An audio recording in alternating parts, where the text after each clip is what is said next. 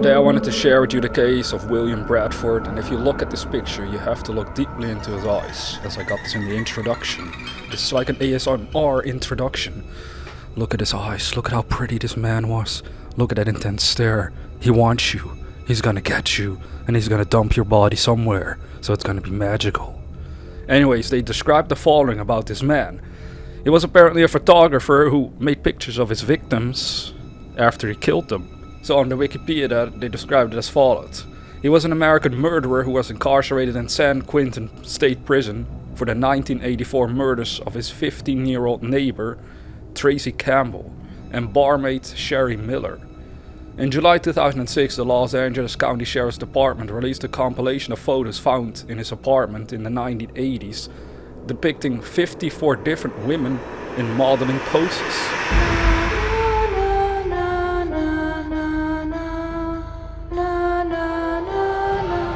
This always reminds me of these creepy ass cases where you sometimes hear in the news about a photographer that lures young girls, and he's like, I'm a photographer, I have a photo agency, and they want to be models, and then in the end, for example in the Netherlands this happened, the guy just made pictures of pretty much underage girls for his own, well, I guess sexual pleasures.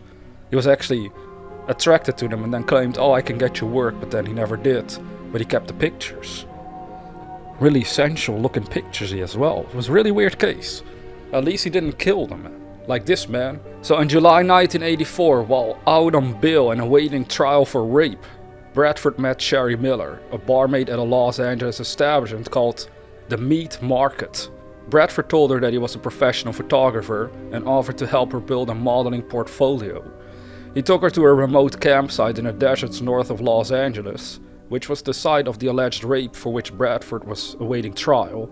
He photographed her in a variety of modeling poses and then strangled her. After killing her, he sliced off her tattoo and removed her shirt. He then transported her body to a Hollywood parking lot where he dumped the corpse in an adjoining alley. When the body was found, there was no identification on it, leading Miller to be labeled Jane Doe number 60. Shortly thereafter, Bradford convinced his neighbor Tracey Campbell that she could be a model and took her out to the desert campsite, where he likewise photographed and strangled her. Bradford left the body there, covering the face with Shari Miller's shirt. Pretty bizarre, right?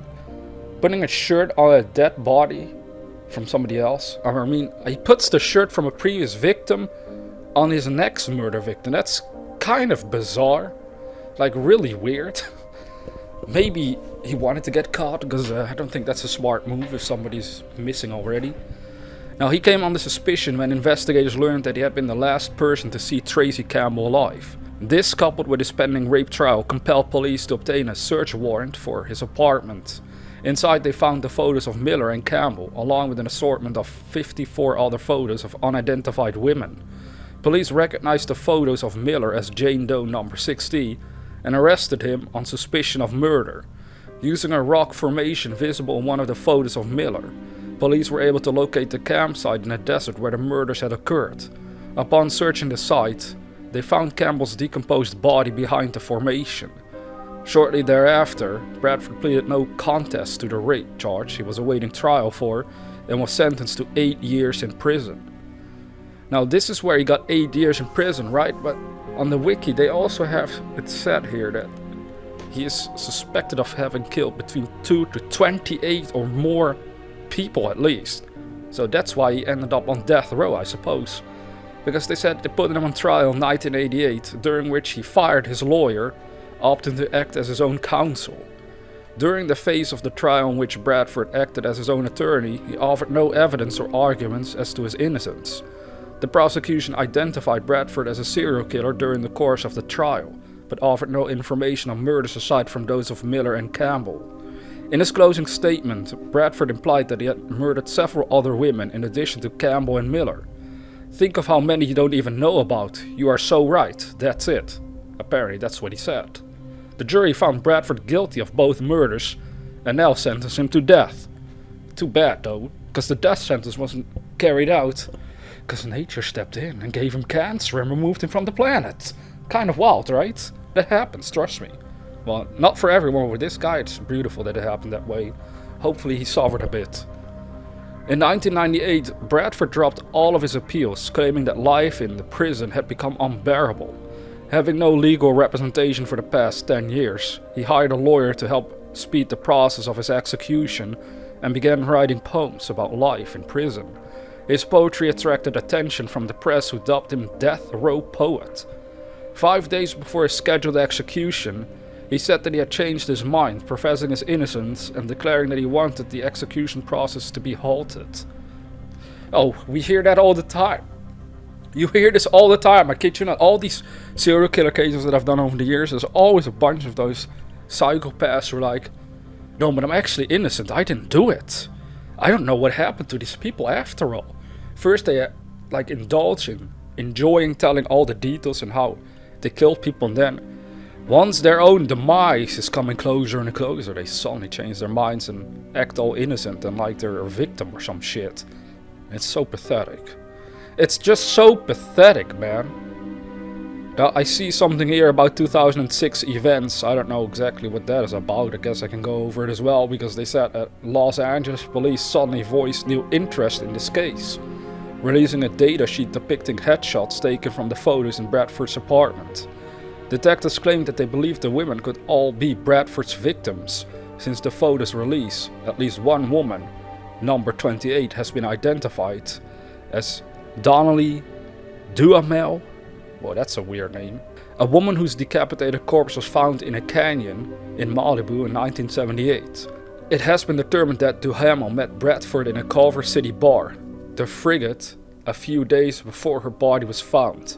Investigators have also revealed that several of the women have since been identified as Bradford's ex-wives, though no indication has been given that they are dead or that Bradford is suspected of murdering them. Another identified photograph is that of the sister of CSI Miami actress Eva LaRue. She is number 3 in the series of released pictures. The CSI Miami episode Dark Room is based on this case. Both sisters spoke with the sheriff's department and were able to give additional information. The vast majority of the women in the photos remain unidentified and are all viewed as possible rape and/or murder victims. Police are encouraging that the photos be distributed nationwide, as Bradford spent time in multiple different states. And he also faces criminal charges in all of those states combined. Yeah, there were a lot of them, trust me on that. In 1978, he faced criminal charges for sexually assaulting his wife in Michigan, and in 1980 he was accused of sexual assault in Florida. This man really was a feisty one when he looked at women, I suppose. I don't know what was going on in his mind.